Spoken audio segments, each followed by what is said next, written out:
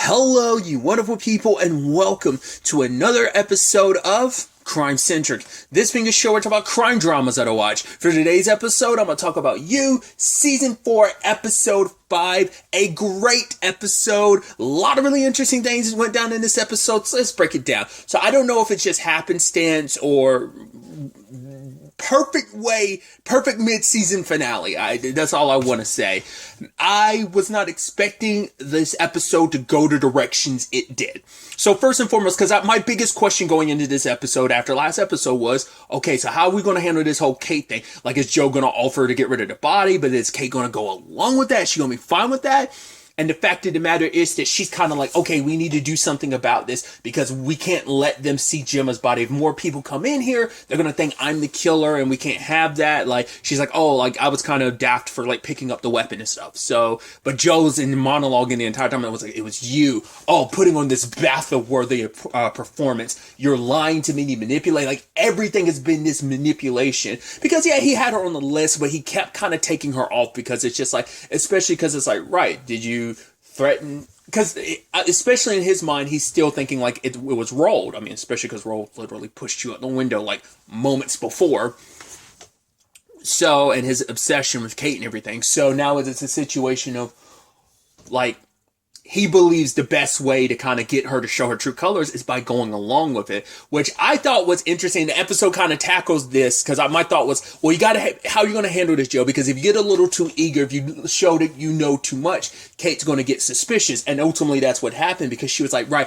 you're a little too comfortable with this. Even though she's not showing, like, even she's like, wow, like she doesn't show emotions well. Like she's already kind of made that clear. Like everything's kind of prepared her for this. But even she's kind of still shaken by this because even she's like, yeah, you sucked as a person, Gemma, but even you didn't deserve this.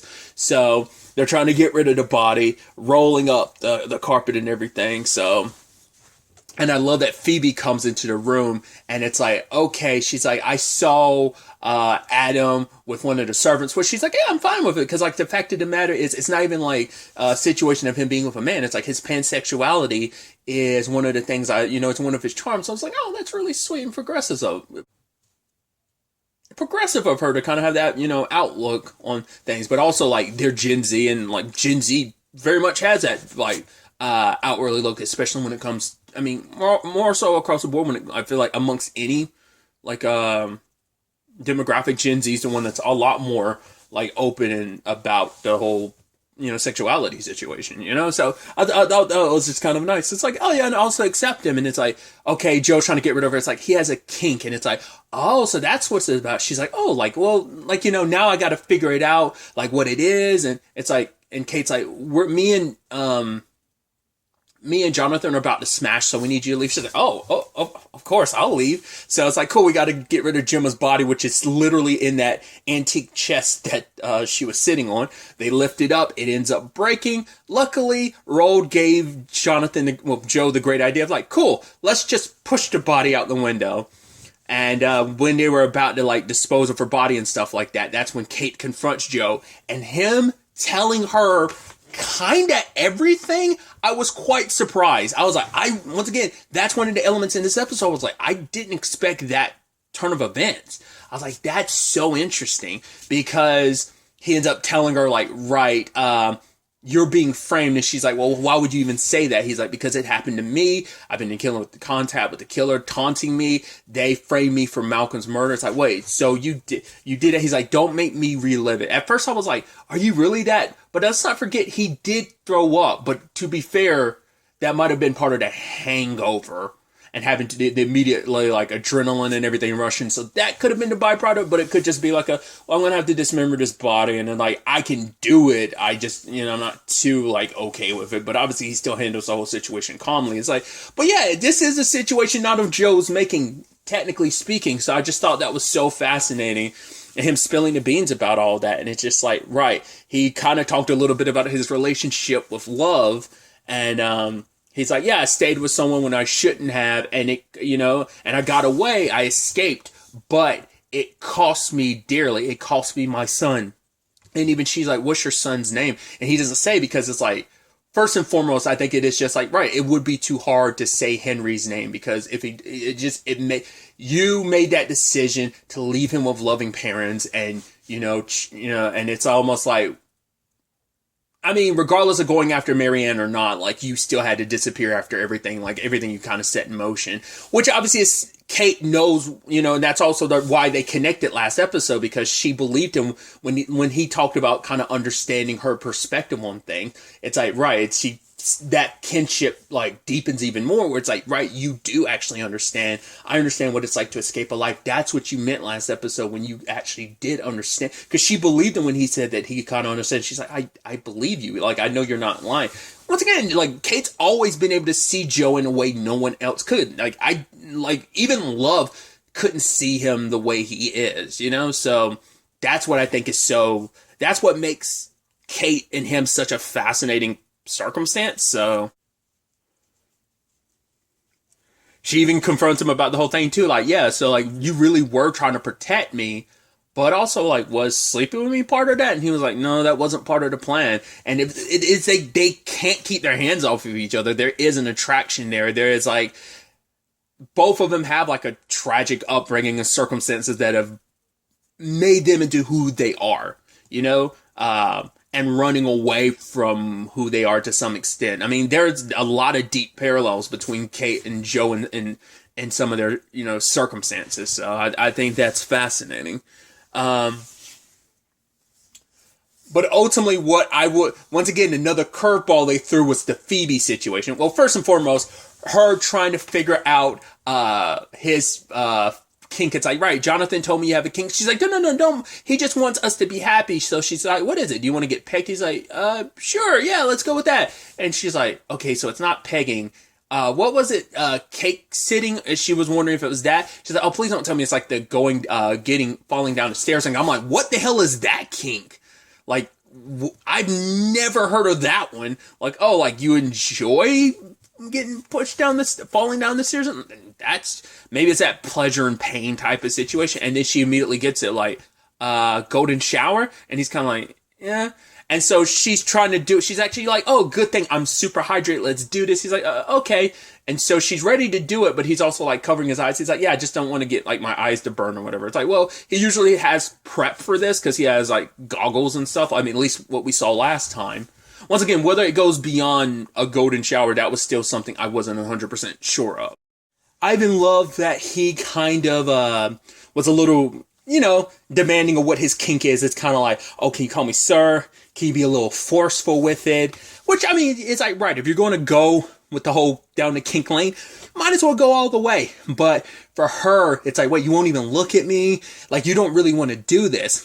And because she even asks, like, what is that kink about? Not trying to kink shame him, but just curious where it comes from. And for him, the situation is, it's because it has to be a servant, because it is someone he's above. But in that moment, so that's why I figured it had to be like a submissive angle of, like, right, you're so dominant, powerful in your own life. I mean, it's just like, it's like the whole stereotype, which is also true, but, it's like someone like the stereotype is like CEOs are like, oh, they're the ones that probably want to be like bald, like,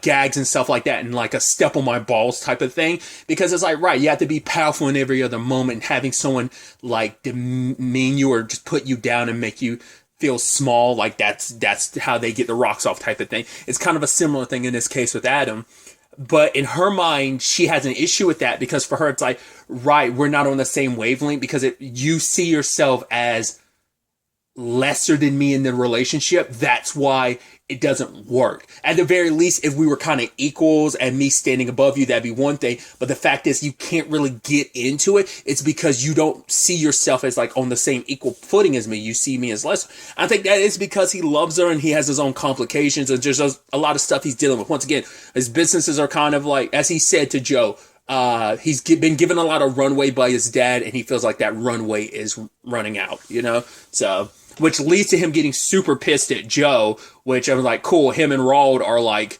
bonding over their hate for Joe, Jonathan, because of all of this. So it's like, well, yeah, Jonathan did kind of screw you over in this instant, especially because Adam really probably was like, yo, I thought we were bros for you to screw me over. Like, we are legitimately friends. The moment he said that in the previous episode, I don't think I talked about it, but I thought to myself, are you really friends? You might think so. I don't think Joe does. But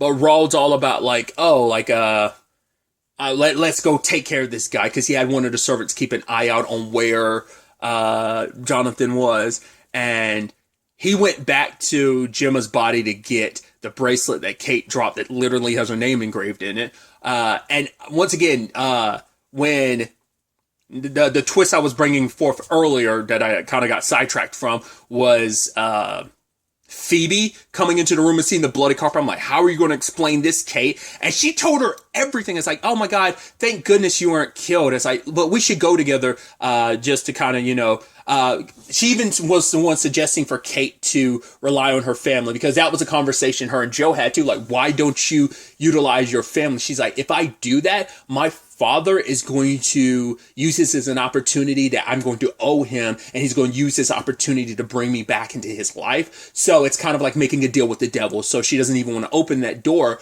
But at the very least for Phoebe, she's the one that kind of brought the other perspective of like, you kind of have to put your pride aside. You have your issues with your dad, but this is about keeping other people safe, and this is about stopping a killer. So, let the security do what they need to do. At the very least, we don't even have to say Gemma was murdered. We could just say our friend has been kind of missing and we're kind of concerned. So, and that way we can also make sure that Jonathan is nowhere near the body when it's discovered. And it's like, well, luckily she's also on a whole bunch of benzos, as she says, but I don't know if that does anything considering the way the rest of the whole situation plays out.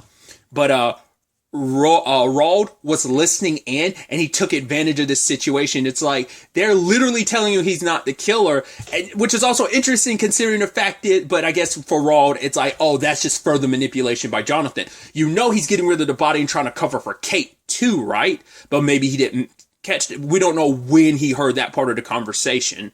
So, but the fact is, he later on talks about like, oh, you killed Malcolm and stuff like that. So he must have heard enough of the conversation to hear from Kate about what Joe said about like, oh, having to get rid of Malcolm's body because he was being framed. So now he brings Jonathan in front of everybody, and it's like, yeah, he's to eat the rich, kill. I was like, yo, I didn't see this coming. And obviously, Adam's angry at him, and everyone else, the princess, she's just kind of like, yeah, whatever. And just like, even Raw's like, man, you can never take anything seriously. It's very like psychotic how you can't take anything seriously. The horse guy, Connie's like over there, like passed out. But it's like, yeah, like, oh, you killed Malcolm. And it's like, no, I didn't. What about you? You have all those photos of Kate. You're obsessed with her. Simon is like, I was with Kate like hours beforehand, but you, Reese, you were actually there at the place, because he's still doubling down. I even love that he's like, oh, there you are, trying to make it seem like I'm obsessed with Kate. It's like you taking your motive and stuff like that, putting on me. So, and then it turns into this sick, twisted, like rich thing of like, well, it's supposed to be a sporting situation, so I'm gonna let you get the head start. And he ended up laying Adam out with a punch, ended up running, and Raw chased after him, and it turned to, I was like, that was pretty twisted. And then lo and behold, during that whole scuffle of them out in the woods, lo and behold, our real killer reveals himself, and it's Reese, which in totality makes a lot of sense. Once again, I figured it's going to be one of those situations. If you go back, you probably pick up a lot of those clues early on. But it also is something I think that should be thought about too. And it's probably some other people came up with, probably thought of, that I didn't think of until now. It's like, I think I did talk about it a little bit, maybe. It's just like Reese's friendliness or whatever. It's like, yeah, that entire group, with the exception, because even Kate was very, very cold towards him. Like, the only person who was decently okay with him was like Malcolm and Phoebe. They're the only ones. Like, everyone else in that group hated Jonathan, really didn't like him, looked down upon him. Reese was one that was super friendly with him. That was like even more so after the fact. Even as the group decided to kind of turn more and more against Jonathan, Reese is the only one that kind of stuck by him. So it's like, which he was always on Joe's list, but he was never cracked the top, because obviously it's always, the blind sides that come to get you. Especially because I think he was buying into Reese's whole shtick. And it's hard to say whether it is 100% shtick or whether it is a thing of he does believe in that, but he's got to go about it this way. of like, look at these people. As Joe puts it later on, you are someone that has your foot in both worlds, like the working class world and just like kind of like the common folk, and then you have your feet in also in the aristocracy. And I think being a part of both worlds kind of creates a complex in you that I guess would birth someone like a race, kind of, you would become once again, we don't know his upbringing, whether this was always in him or his specific upbringing and everything he went through. It does make you wonder why now. Like, what was the final thing that pushed him over the edge? Especially around this time where he's supposed to be running for like a more official capacity, like as one of the mayor. So it's like, why now though? Why start picking them off now? Then Phoebe and Kate return, and it's like, wait, where's Jonathan and Rawd? It's like, yeah, Rawd went after Jonathan because he's the eat the heart killer. It's like, eat the rich killer. I said eat the heart killer. Eat the rich killer. And they're like, no one decided to do anything. And it's like, nah, who cares? I'm like, really? I mean, I get all of you are blitzed out of your minds right now, but still. So and even if they weren't, there's a good chance they probably would have just sat there, still did nothing regardless. Obviously, Joe is saying everything he needs to say to Jonathan. God, why am I doing that? Joe is saying everything he needs to say to Reese to get Reese to kind of let him go. Because it's like, all right, well, we can kill Rawd. We can put this all on him. It's like, yeah, like, obviously, Joe's got experience with this, kind of putting on it. Well, because he's made the mistake in the past of putting it on some person who was still alive who could, announce their innocence. Didn't make that mistake with the Love situation because it's like, yeah, put it all on Love, so like everyone thinks she's a killer and stuff like that. So like learning from that situation, let's apply it here and put it all on Rawd. I mean, he has it's like, hey, you also get rid of a romantic rival, plus he's also a psychopath too, so it's not like he's that great of a person anyway, so you'd be doing the world a service by removing one more rich person from it, so... But Joe wasn't going to do that because despite how much in his mind, it's like, yeah, Rawd deserves to die, but especially because he's not a good person. Psychopaths try to kill me, so that's enough reason right there in its own right, but I'm not going to play your game. I'm not going to feed into what you want. But obviously when Reese comes back and is like, what, you're trying to escape, you're not going to kill him, you're a disappointment. It's not what I thought. It's almost like a situation of don't meet your heroes type of situation, so... You admired him from afar because he thought he found a kindred spirit in Joe, but now it's like now I realize like, oh, it was just you lying to me, playing. It was like, yeah, you did come off a little too strong when you admitted about the whole Vic thing. So, when it's all said and done, left the place to burn. Joe managed to get out. Rawd wakes up at the last second. Joe could and should have left Rawd, but it was like, no, I'm going to bring you along. And so luckily Kate went looking for them and found them. So it all worked out in the end. You could tell Rawd was still annoyed when Joe was on top of Kate. And she's like, wow. She's like, yeah, lots happened since the last time we saw. It's like, yeah, let's get away from the house. Everyone else luckily got out because they smelled the fire and stuff. So I do love that later on Joe's like, cool. I love the half-hearted apology I got from that group. They're probably like, yeah, at least now they know he's innocent. They never clarified this in the episode, and I don't think they do know. I don't think they know that Reese is the killer. Like, Joe probably lied and said, like, yeah, I woke up and things started popping off like that. Because, Rawd was unconscious the entire time throughout all of it, so he didn't hear any of that conversation. So I don't know if Joe's keeping everyone in the dark by keeping them like in the dark and not. I mean, how would they react knowing? I mean, well, we saw how they reacted thinking Jonathan, but when it's kind of one of their own in the regard of Reese, who did do it because he thought like, well, especially everything, but he had his own reasons, but Jim in particular, he wanted to get Joe out of a bind. It's like, yeah, I kind of saved your life. Yeah, but you also put me in a very compromising position. And then you also have that sad element of, Kate shows up and he wants to, well, she wants to go for she's like, yeah, I kind of owe you a beer. Like, the fact is that she's never had anyone kind of go so far for her like he did. But the problem is that for Joe, it's like I can't have her too close because if like my past is already too much bubbling to the surface because of Reese, and she already knows enough already. I don't want her to know more. It's like, right, you don't want to get close to someone like me. I don't want to hurt you. Like my past should just kind of stay as it is. And she's like, is it really so bad for me to kind of get to know you? And he pushes her away because even he admits like I've never met anyone like Kate. Like she is kind of different from the ladies in his life previously. Which once again, I'm like I would. Once again, even he's saying if it was another life, another circumstance, yeah, there'd be a him and Kate situation.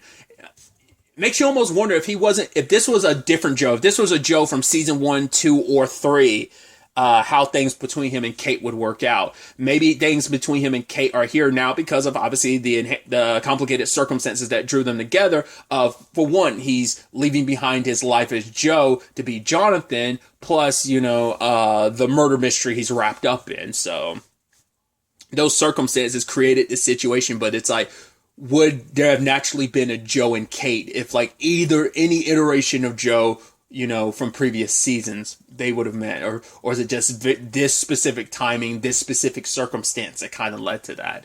I don't know. I think that is going to be a still continued struggle throughout the rest of the season, is the whole Kate and him thing. That is kind of, I should also note too, once again, I was so curious like how the pacing of this was going to play out. So making it, so yes, it is going to be a season long thing, this murder situation with Reese, but it's not going to be like who is the killer? It's like, no, you already know who it is. It's not going to be like a last second reveal like I think maybe that's even more so why they did it, because because like murder mysteries do get strung along an entire season regardless, but I was curious, I guess because they already did it with Love, that they didn't want to do it again. Maybe they were like, we can't, because wasn't Love, the reveal with Love like the second, or might have been the third, but I want to say it was like the second to last episode of season 2 was like the reveal about Love. I want to say that was like episode 9, but I could be mistaken. So I am curious. Now I'm not thinking, now in retrospect, I'm like, that might have been into episode 8, and episode 9 kind of mainly revolved around that, dealing with the aftermath of that. I can't remember now, but maybe that's why they wanted to kind of do it. Like I said, like it's such a spicy place to end this first half of the season, being like, ooh, sitting on the fact that the killer's been revealed. Joe knows the truth. Once again, I don't know if the rest of the group knows, because like I said, Joe might have been keeping that to himself. Like the fact is no one else referenced it, not even Kate in that moment, makes me go like, right, he must have been like, yeah, I woke up and the flames are already there, so I never got a look at the killer type of situation. That probably is all he had to say. Not even like they were wearing a mask or anything. He's like, no. So there's that. And he's also seeing Reese is putting forth the whole thing of like, yeah, I'm running for mayor.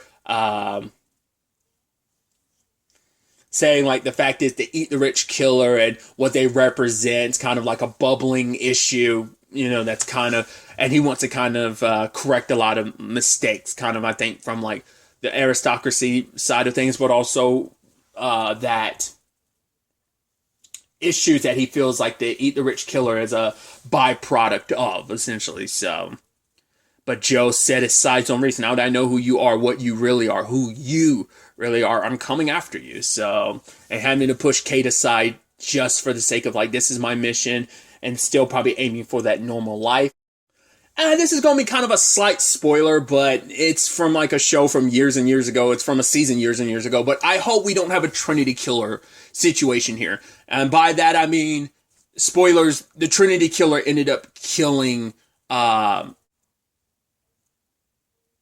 Rita. Jesus. I kept thinking, because I remember Julie Benz's name, the actress who plays her, obviously, but I was like, I couldn't remember her character's name, Rita. He ended up killing Rita at the very end of it. So that's why I'm worried about, like, might happen to Kate, that when this is all said and done, Reese might end up killing her. And I was like, I hope that's not the case, because I don't know what their story's going to look like at the end of this season or not. And once again, whether or not the Marianne situation is going to come back around. Because once again, it feel very befitting to kind of that be the beginning of the season, and that kind of being the very end of it, having that all come back around. I'm also curious, like, was it also structured like that? Was that done on purpose, or is it because the actress who plays Marianne, Tati, is it Gabriel?